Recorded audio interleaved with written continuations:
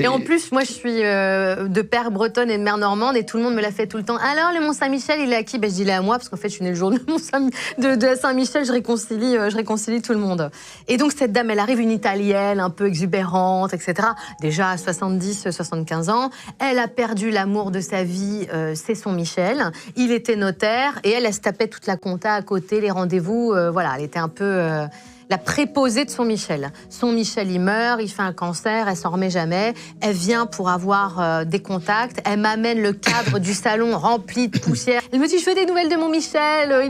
Il ne me parle pas, il ne comprend pas. Et comment ça se fait? Et à un moment donné, j'ai envie de dire, mais en fait, tais-toi parce que je veux commencer ma séance.